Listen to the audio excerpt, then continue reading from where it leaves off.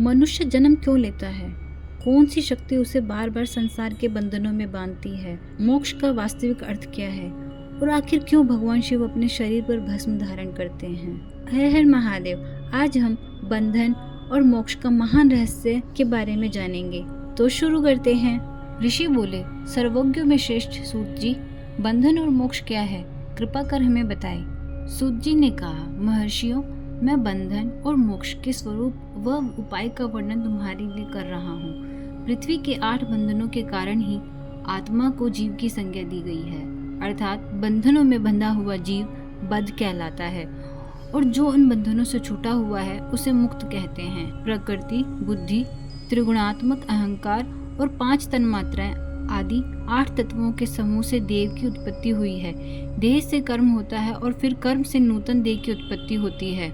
शरीर को स्थूल, सूक्ष्म और कारण के भेद से जानना चाहिए। स्थूल शरीर व्यापार कराने वाला, सूक्ष्म शरीर इंद्रिय भोग प्रदान करने वाला तथा शरीर को आत्मानंद की अनुभूति कराने वाला होता है। कर्मों के द्वारा ही जीव पाप और पुण्य भोगता है, इन्हीं से सुख दुख की प्राप्ति होती है। अतः कर्म पाश में बंधकर जीव शुभ अशुभ कर्मों द्वारा चक्र की भांति घुमाया जाता है। इससे छुटकारा पाने के लिए महाचक्र के कर्ता भगवान शिव की स्तुति और आराधना करनी चाहिए। शिव ही सर्वज्ञ, परिपूर्ण और अनंत शक्तियों को धारण किए हैं। जो मन, वचन, शरीर और धन से बेरलिंग या भक्तजनों में शिव भावना करके उनकी पूजा करते हैं, उन पर शिव जी की कृपा अवश्य होती है। शिव भक्तजन को शिवलिंग की पूजा प्रसन्नता से करनी चाहिए और पूजा शरीर, मन, वाणी और धन से कर सकते हैं। भगवान शिव पूजा करने वाले पर विशेष कृपा करते हैं और अपने लोक में निवास का सौभाग्य प्रदान करते हैं। जब तन मात्राएं वश में हो जाती हैं, तब जीव जगदम्बा सहित शिव का सामीप्य प्राप्त कर लेता है। भगवान का प्रसाद प्राप्त होने पर बुद्धि वश में हो जाती है। सर्वज्ञता और तृप्ति शिव के ऐश्वर्य हैं। इन्हें पाकर मनुष्य की मुक्ति हो जाती है। इसलिए शिव का कृपा प्रसाद प्राप्त करने के लिए उन्हीं का पूजन करना चाहिए। शिव क्रिया, शिव तप, शिव मंत्र जाप, शिव ज्ञान और शिव ध्यान प्रतिदिन प्रातः से रात को सोते समय तक, जन्म से मृत्यु तक करना चाहिए एवं मंत्रों और विभिन्न पुष्पों से शिव की पूजा करनी चाहिए। ऐसा करने से भगवान शिव का लोक प्राप्त होता है। ऋषि बोले, उत्तम व्रत का पालन करने वाले सूत जी, शिवलिंग की पूजा कैसे करनी चाहिए? कृपया हमें बताइए। सूत जी ने कहा, ब्राह्मणों, सभी कामनाओं को पूर्ण करने वाले लिंग के स्वरूप का मैं तुमसे वर्णन कर रहा हूँ। सूक्ष्म लिंग निष्कल होता है और स्थूल लिंग सकल। पंचाक्षर मंत्र को स्थूल लिंग कहते हैं। दोनों ही लिंग साक्षात मोक्ष देने वाले हैं। प्रकृति व पुरुष लिंग के रूपों के बारे में एकमात्र भगवान शिव ही जानते हैं और कोई नहीं जानता। पृथ्वी पर 5 लिंग हैं, जिनका विवरण मैं तुम्हें सुनाता हूँ। पहला स्वयंभू शिवलिंग, दूसरा बिंदु लिंग, तीसरा प्रतिष्ठित लिंग, चौथा चरलिंग और 5वां गुरुलिंग।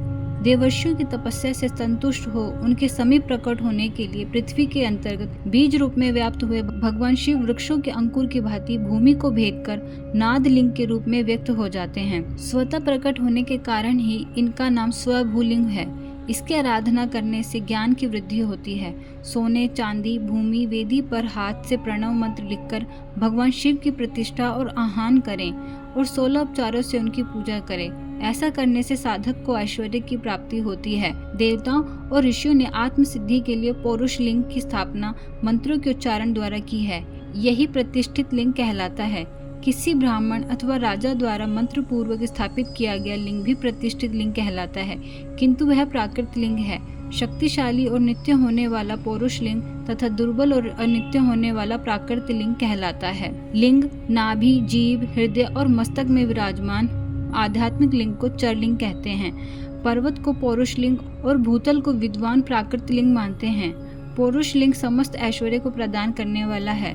प्राकृत लिंग धन प्रदान करने वाला है। चर लिंग में सबसे प्रथम रसलिंग ब्राह्मणों को अभिष्ट वस्तु प्रदान करने वाला है। स्वर्ण लिंग वैश्यों को धन, बाण लिंग क्षत्रियों को राज्य, सुंदर लिंग शूद्रों को महाशुद्धि प्रदान करने वाला है। बचपन, जवानी, बुढ़ापे में अपटिकमय शिवलिंग का पूजन स्त्रियों को समस्त भोग प्रदान करने वाला है। समस्त पूजा कर्म गुरु के सहयोग से करें। इष्ट देव का अभिषेक करने के पश्चात अघनी के चावल की बनी खीर तथा नैवेद्य अर्पण करें।